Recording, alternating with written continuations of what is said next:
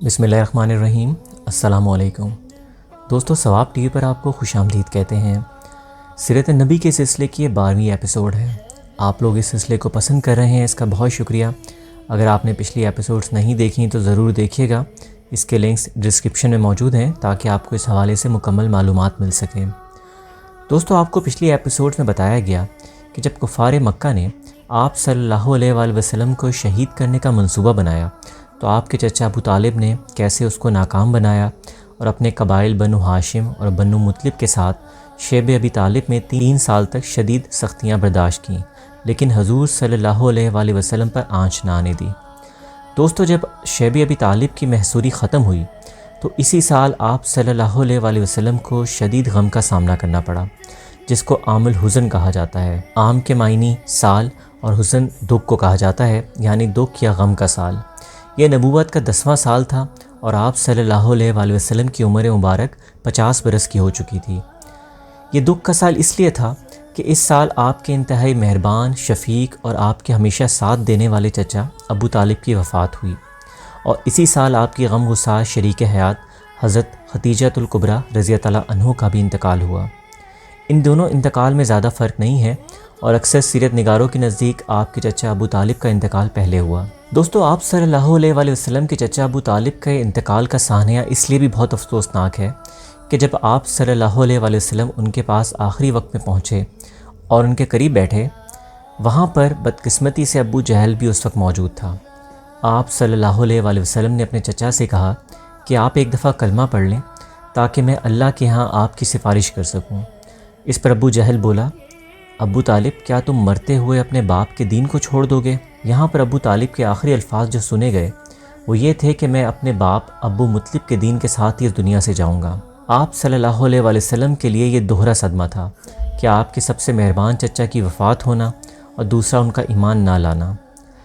آپ صلی اللہ علیہ وآلہ وسلم اس پر اتنے غمزدہ اور اداس ہوئے کہ اللہ تعالیٰ نے اس پر جبرائیل امین کو بھیجا اور اپنی آیتیں نازل فرمائیں، جن کا مفہوم یہ تھا کہ میرے حبیب، یہ ہدایت کی نعمت آپ کے چاہنے سے نہیں ملے گی، یہ ہماری مرضی ہے کہ ہم کس کو دیں۔ ابو طالب کی وفات کے کچھ دن کے بعد حضرت خدیجہ رضی اللہ عنہ کی وفات ہوئی۔ اس وقت آپ کی عمر 64 برس کی تھی اور آپ صلی اللہ علیہ وآلہ وسلم کے ساتھ 25 سال تک ان کا ساتھ رہا۔ حضرت ابراہیم کے علاوہ آپ صلی اللہ علیہ وآلہ وسلم کی ساری اولاد، یعنی 2 بیٹے اور 4 بیٹیاں حضرت خدیجہ رضی اللہ عنہ سے ہوئیں۔ دوستو، آپ کے دونوں غم گسار اور مددگار اس دنیا سے جا چکے تھے اور کفار مکہ کا ظلم و ستم اپنے عروج پر تھا۔ یہ اسلام کا سخت ترین زمانہ تھا، اس لیے آپ صلی اللہ علیہ وآلہ وسلم اس سال کو عام الحزن فرمایا کرتے تھے۔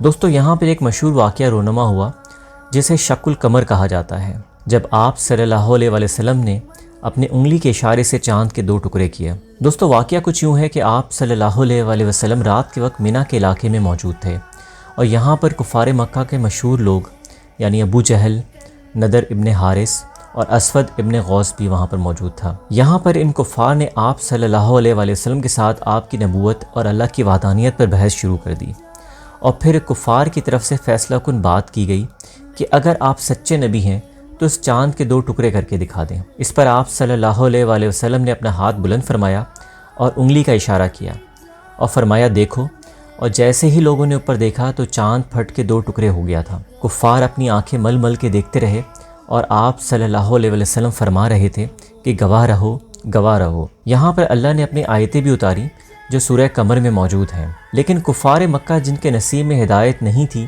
بجائے اس کے کہ وہ ایمان لاتے اور کلمہ پڑھتے، انہوں نے آپ صلی اللہ علیہ وآلہ وسلم سے منسوب وہی جھوٹی بات دہرائی کہ یہ بہت ہی بڑا جادو ہے اور آپ بہت بڑے جادوگر ہیں، نعوذ باللہ۔ دوستو، اسی سال آپ نے اپنا مشہور سفر طائف کا کیا۔ دوستو، طائف ایک بہت اہم علاقہ تھا جہاں بہت صاحب ثروت اور بااثر شخصیات رہتی تھیں، اور مکہ کے بہت سے مالدار لوگوں کے وہاں باغات بھی موجود تھے، اور آپ سمجھتے تھے کہ اگر آپ ان کو اسلام پر قائل کرنے میں کامیاب ہو گئے تو اس کا اثر قریش مکہ پر بھی ہوگا اور یہ اسلام کی ترقی کے لیے بہت بڑی کامیابی ہوگی۔ طائف مکہ مکرمہ سے 50 میل کے فاصلے پر واقع ہے اور بہت سرسبز و شاداب پہاڑی علاقہ ہے۔ یہاں موسم بھی بہت اچھا ہوتا ہے اور یہاں کے پھلوں کے باغات بہت مشہور ہیں، جن میں انگور اور کھجوریں شامل ہیں۔ طائف میں 2 مشہور اور بڑے قبیلے آباد تھے جن کا نام احلاف اور بنو مالک تھا۔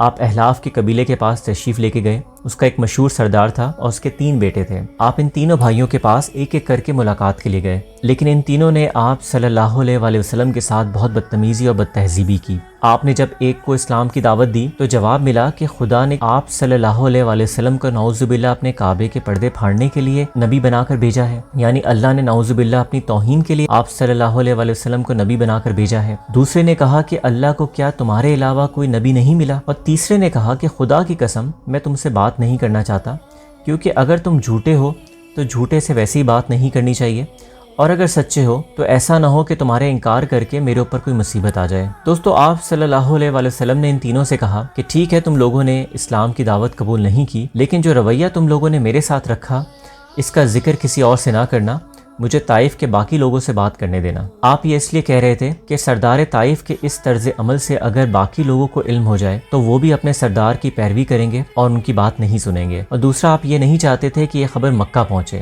اور وہاں لوگوں کو مزید حضرہ سرائی کا موقع مل جائے۔ لیکن ان بدبخت لوگوں نے نہ صرف لوگوں کو یہ بات بتائی بلکہ آپ کے پیچھے کچھ آوارہ اور اوباش نوجوانوں کو لگا دیا تاکہ وہ آپ صلی اللہ علیہ وآلہ وسلم کو تنگ کریں اور ان کو پتھر ماریں۔ دوستو، اس سفر میں آپ صلی اللہ علیہ وآلہ وسلم کے ساتھ حضرت زید ابن حارثہ بھی تھے۔ انہوں نے سفر میں آپ صلی اللہ علیہ وآلہ وسلم کے ساتھ جانثاری اور وفاداری کی مثال قائم کی۔ جب پتھر مارے جا رہے تھے تو چاروں طرف سے حضرت زید رضی اللہ عنہ کی پوری کوشش تھی کہ وہ آپ صلی اللہ علیہ وآلہ وسلم تک نہ پہنچ سکیں، اور آپ کبھی دائیں اور کبھی بائیں ہو کر کوشش کرتے رہے کہ وہ پتھر آپ صلی اللہ علیہ وآلہ وسلم تک نہ پہنچ سکیں۔ حضرت زید لہو لہان ہو گئے اور آپ صلی اللہ علیہ وآلہ وسلم کو بھی پتھر لگے، اور آپ صلی اللہ علیہ وآلہ وسلم کے جسم سے اتنا خون بہا کہ آپ صلی اللہ علیہ وآلہ وسلم کے جوتے خون سے آپ کے پیر سے چپک گئے۔ آپ طائف سے باہر نکلے اور پناہ لینے کے لیے ایک باغ میں پہنچے جو کہ مکہ کا مشہور سردار ربیعہ کے بیٹے شیبہ اور عتبہ کا تھا۔ آپ وہاں باغ میں بیٹھ گئے۔ عتبہ اور شیبہ دور سے آپ صلی اللہ علیہ وآلہ وسلم کو دیکھ رہے تھے۔ ان کا ایک عیسائی غلام تھا جس کا نام عداس تھا۔ ان بھائیوں نے عداس کو ایک برتن میں انگور ڈال کر بھیجا۔ آپ صلی اللہ علیہ وآلہ وسلم نے جب بسم اللہ پڑھ کر انگور کی جانب ہاتھ بڑھایا تو عداس بسم اللہ سن کر کہنے لگا، آپ نے کتنی اچھی بات کی ہے، یہ بات یہاں کوئی نہیں کرتا، نہ کسی سے سنی گئی ہے۔ آپ صلی اللہ علیہ وآلہ وسلم نے پوچھا، تم کہاں کے رہنے والے ہو؟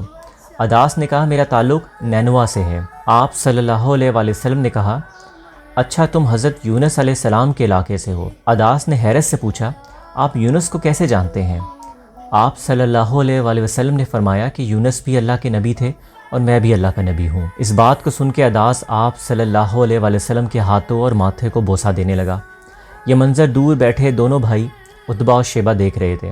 انہوں نے عداس سے پوچھا، تم کیوں اتنی محبت دکھا رہے تھے؟ عداس نے کہا، یہ یونس ابن متہ کو جانتے تھے، وہ اللہ کا نیک بندہ ہے اور نبی تھے، اور یہ بھی اللہ کے نبی ہیں۔ یہ سن کے دونوں بھائیوں کو غصہ آیا اور کہا کہ تم عیسائی ہو، اپنے مذہب پہ قائم رہو، اور تمہارا مذہب ان کے مذہب سے بہتر ہے۔ دوستو، طائف سے نکلتے ہوئے آپ نے اللہ سے اپنے جذبات کا اظہار ان الفاظ سے کیا، یا اللہ میں اپنی کمزوری اور اپنی تدبیر کی کمزوری کی تجھ سے فریاد کرتا ہوں، یا اللہ میں اپنے لوگوں سے اپنی بے توقیری کی فریاد بھی تجھ سے کرتا ہوں۔ اے سب سے زیادہ رحم کرنے والے رب، تو کمزوروں کا رب ہے، یا اللہ تو مجھے کسی غضبناک ظالم دشمن کے حوالے کر دے گا جو مجھ پر حملہ کرنے کو تیار ہے، یا کسی دوست کی طرف بھیجے گا۔ یا اللہ اگر تم اس سے ناراض نہ ہو تو مجھے کسی کی پرواہ نہیں ہے، اور تیری ناراضگی سے میں ڈرتا ہوں اور میں تجھ سے ہی دعا مانگتا ہوں۔ دوستو، ایک دفعہ حضرت عائشہ رضی اللہ عنہ نے آپ صلی اللہ علیہ وآلہ وسلم سے پوچھا کہ اے رسول اللہ، کیا احد سے زیادہ بھی سخت دن آپ پر کبھی گزرا ہے؟ آپ صلی اللہ علیہ وآلہ وسلم نے فرمایا کہ طائف کا دن سب سے سخت دن تھا۔ پھر فرمایا کہ جب میں طائف سے نکلا تو مجھے کچھ سکون حاصل ہوا، اور جب میں نے سر اٹھا کر دیکھا تو مجھے جبرائیل امین نظر آئے، اور انہوں نے کہا کہ اے نبی، آپ کی قوم نے جو آپ کے ساتھ معاملہ کیا ہے وہ سب اللہ دیکھ اور سن رہا ہے۔ میرے ساتھ پہاڑوں کا فرشتہ ملک الجبال ہے جو اللہ نے میرے ساتھ بھیجا ہے۔ ملک الجبال نے کہا، اے محمد صلی اللہ علیہ وآلہ وسلم، مجھے اللہ نے آپ کے پاس بھیجا ہے، اللہ نے یہ سب پہاڑ میرے قبضے میں دیے ہیں، اگر آپ کہیں تو طائف کے دونوں پہاڑ کو آپس میں ملا دوں، اس طرح پوری بستی تباہ ہو جائے گی۔ آپ صلی اللہ علیہ وآلہ وسلم نے فرمایا کہ میں اللہ سے امید رکھتا ہوں کہ ان لوگوں نے تو میری بات نہیں مانی، لیکن ان لوگوں کی نسلوں میں سے ایسے لوگ پیدا ہوں گے جو اللہ کی توحید کو ماننے والے ہوں گے۔ دوستو، جب آپ مکہ واپس پہنچے تو آپ کو اندازہ تھا کہ طائف والوں کے سلوک کی خبر مکہ پہنچ چکی ہوگی۔ آپ کا قیام طائف میں 10 دن کا رہا۔ زید ابن حارثہ نے آپ صلی اللہ علیہ وآلہ وسلم سے کہا، یا رسول اللہ، طائف والوں کے سلوک سے مکہ کے کفار کے حوصلے تو بلند ہو گئے ہوں گے، تو ہم کیسے مکہ میں داخل ہوں گے؟ آپ صلی اللہ علیہ وآلہ وسلم نے فرمایا، اللہ اس مشکل سے ہمیں ضرور نکالے گا۔ آپ نے غار ہرا میں قیام کیا اور فیصلہ کیا کہ پہلے مکہ میں امان حاصل کی جائے اور پھر اس کے بعد مکہ میں داخل ہوا جائے۔ آپ نے 3 لوگوں کو پیغام پہنچائے۔ ان میں سے مطعم ابن عدی نے آپ کی درخواست کو قبول کیا اور اپنے بیٹوں سے کہا کہ ہتھیار پہنو، اور محمد صلی اللہ علیہ وآلہ وسلم کو غار حرا سے اپنے ساتھ لیا اور مکہ میں داخل ہوئے اور اعلان کیا کہ میں نے محمد صلی اللہ علیہ وآلہ وسلم کو پناہ دی ہے۔ آپ صلی اللہ علیہ وآلہ وسلم پہلے حرم میں گئے، طواف کیا اور پھر اپنے گھر تشریف لے گئے۔ دوستو، بدر کے موقع پر جب 70 کفار کے لوگ قید کر لیے گئے تو کچھ لوگوں نے سفارش کی۔ آپ صلی اللہ علیہ وآلہ وسلم نے فرمایا، اگر مطعم ابن عدی آج زندہ ہوتا اور وہ ان 70 لوگوں کی سفارش کرتا تو میں اس کے کہنے پر سب کو چھوڑ دیتا، کیونکہ یہ وہ شخص ہے جس نے مجھے مکہ میں اس وقت پناہ دی جب پورا مکہ میرے خون کا پیاسا تھا۔ دوستو، سیرت نبی کے باقی واقعات کا ذکر انشاءاللہ اگلے ایپیسوڈ میں کریں گے۔ امید ہے کہ یہ کوشش آپ کو پسند آئی ہوگی۔ اپنی رائے سے ہمیں کمنٹ باکس میں ضرور آگاہ کیجیے گا۔ اپنے اور ارد گرد کے لوگوں کا خیال رکھیے گا۔ اللہ حافظ۔